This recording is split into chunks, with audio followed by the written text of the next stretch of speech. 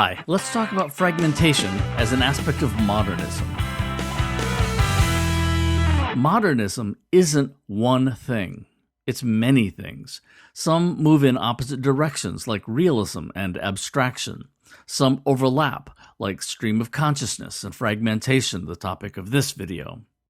In the early 20th century, the good old recognizable world seemed to have shattered into 1,000 pieces. A big part of that was the calamity that was World War I. The sense of things being whole and intact, stable and familiar, simply ended. The world was recognized to be a cruel and chaotic place, and infinitely more complicated than had previously been acknowledged. We used to respect authority and traditional values, but then the war came and bang! All of a sudden, our trust in that schoolmaster is turned on its head, that obedient boy is dead on a battlefield, and maybe the dunce had it right all along. Art always reflects the times in which it was created, so art and literature mirrored this fragmentation of society. One form of fragmentation in the visual arts was collage, art made from bits and pieces, fragments from different sources. Yes, the same kind of collage you made in preschool, but these collages were very adult, strange, dreamlike, sometimes disturbing. This collage by Hannah Hoch is called Das schöne Mädchen, or in English, The Beautiful Girl. You see the body of a woman in a bathing suit holding a parasol, but her head is gone. It has been replaced by a light bulb. Above the light bulb is a gigantic wig. Surrounding her are images of machines, a large wheel with what looks to me like a boxer coming through it, and medallions of a German car company. In the upper right-hand corner, there's a weird image, a woman's face with a cat's eyes. And just below that is a hand holding a pocket watch, maybe representing the passing of time. What all this means will differ from person to person, but surely there's an element of objectification of a woman and the industrial machinery that might be seen as threatening or dangerous. It could also say something about the industry that creates and commercializes what we think of as beauty. This kind of collage, called photomontage, was a form of Dada. See my video on World War I and modernism for an explanation of Dada. The best example of fragmentation in visual art, though, is cubism. This started before the war, but became hugely influential after it. I'll show you two examples. Here's a painting by Marcel Duchamp called Nude Descending a Staircase No. 2 from 1912. That's before the war. It isn't a painting of a single moment, but the entire act of walking down the staircase as if someone had taken 24 photos as a model walked down the staircase, then lay them all in a transparent stack in which you see all the photos at once. You can see the stairs clearly here. Here you can see the legs in a pendulum-like motion. The hips are above the legs, of course, seen as three separate spheres. The swinging arm is a blur. The head is looking down, the way one does when walking down the stairs. It's only at the end of the action that we can see the body in any sort of recognizable detail.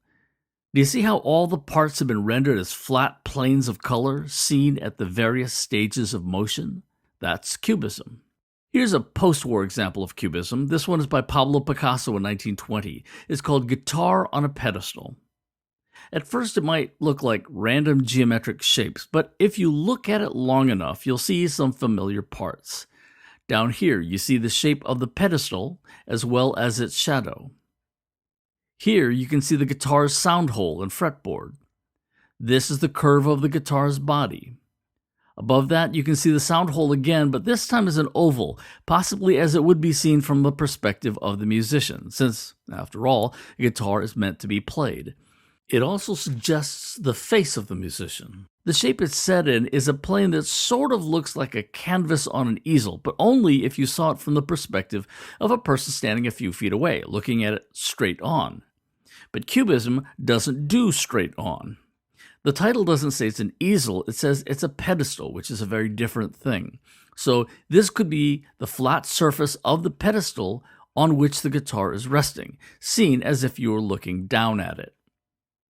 It is sometimes said that a cubist painting isn't a picture of an object, It's a picture of a walk around an object, depicting the object seen from multiple angles at once, revealing perspectives on a thing that would be impossible to create in a traditional realistic painting. It can make a viewer see something familiar in a new way. In literature, lots of different things were fractured and fragmented, like time, for one. Time in fiction used to travel in one direction, in chronological order from beginning to end, with maybe a memory depicted here or there, but clearly being looked back upon in the past tense by the person in the now, that is the point on the straight, unbroken chronological line from past to future. Look at this rainbow-colored continuum. Let's say this is linear time with the past on the left and the future in the right. In The Great Gatsby, published in 1925, F. Scott Fitzgerald jumps back and forth in time from 1922, when most of the events take place, let's say that's orange, to 1924, 2 years after the main events of the story, that's red, where Nick is telling the orange 1922 story in the past tense. And the more distant past, green, like the light at the end of Daisy's dock, when Jay and Daisy fell in love, a time that Gatsby is desperately trying to recreate.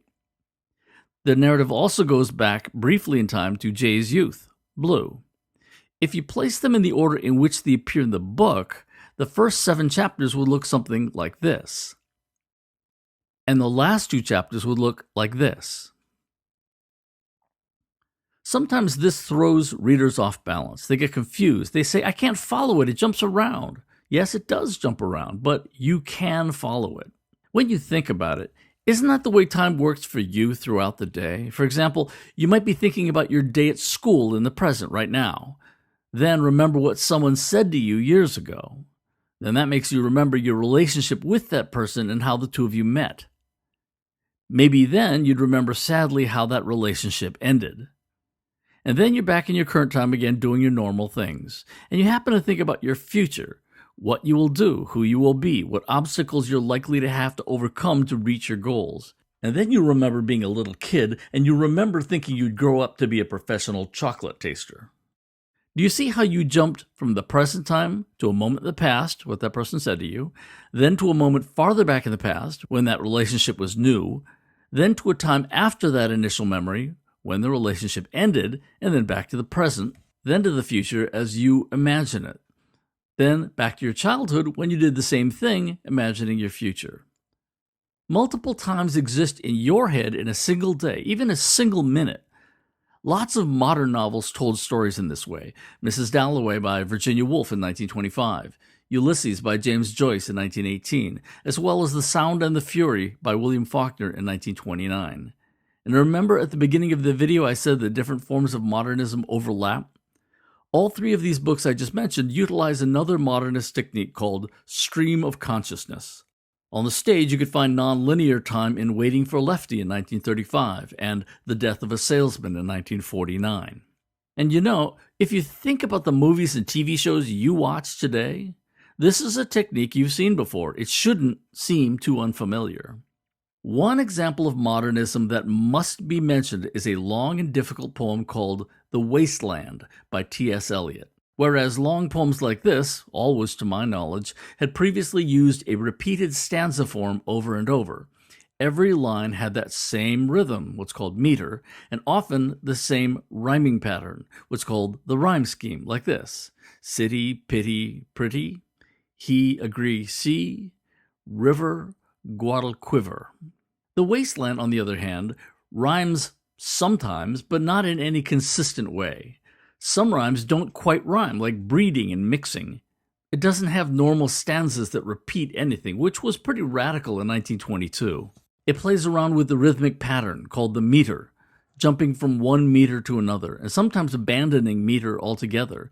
It's like a collage. A professor named Dr. Audrey Farley wrote in her PhD dissertation that The Wasteland, quote, is fragmented, consisting of broken stanzas and sentences that resemble the cultural debris and detritus through which the speaker wades, unquote. The entry at Wikipedia points out that the poem abruptly changes who's speaking, the location, and the time without any indication that that's what just happened. You just have to stay on your toes and keep your eye on a shifting narrative. And that's on top of being one of the bleakest things you'll ever read. The dead tree offers no shelter. That kind of thing. If you're looking for a mountain to climb, you might try the wasteland.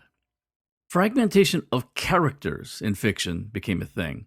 Virginia Woolf's characters are good examples of this. In Mrs. Dalloway, the character Septimus Smith was traumatized and psychologically damaged by the horrors of World War I. Smith's wartime trauma from the 1910s exists for him in the same mental moment as the present time, a lovely day in peacetime 1922. He's married and has people who care about him, but he nonetheless feels lost and alone, unable to take any comfort from the people around him. He sometimes acts impulsively, and at other times seems completely immobilized. Here's a man completely broken into multiple contradictory fragments. In Virginia Woolf's 1928 novel, Orlando, a single character changes gender about halfway through the novel from male to female, without any explanation. This kind of writing explored the Freudian idea that one's identity isn't a unified thing. It has multiple layers that represent different parts of the mind, some of which are in conflict with each other. The use of multiple first-person narrators predates modernism, like in The Woman in White by Wilkie Collins, an 1859 Victorian mystery novel. But it becomes more common in the 20th century as a facet of modernism. Examples: Virginia Woolf's Mrs. Dalloway, as well as The Waves. William Faulkner's The Sound and the Fury, and As I Lay Dying, all use multiple first-person narrators. These novels explore the idea that reality isn't a single objectively observed thing. Reality is different depending on who's perceiving it, from whose perspective you are viewing it. In Japan, Ryunosuke Akutagawa explored this idea explicitly in a short story, Rashomon, in 1923, which, in 1950, was made into a famous film. Also in Gatsby, the social and racial hierarchies are fragmented with social climbers like Gatsby, as well as the, quote, Negroes, unquote, in the car who are dressed fashionably and have a white chauffeur. Anything can happen now, Nick thinks, and that includes people he might not, but Tom definitely does not, perceive as being their equals, invading a social sphere they think belongs to them. In the world of music, Arnold Schoenberg threw out the 7-note heptatonic scale, do, re, mi, fa, sol, la, ti, and then do, which is just the first note over again, just an octave higher, and replaced it with, fragmented it into, all 12 of the notes in an octave.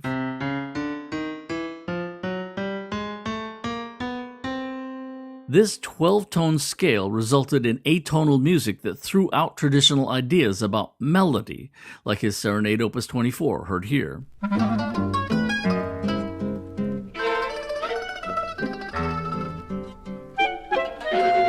You probably couldn't hum that melody if you tried.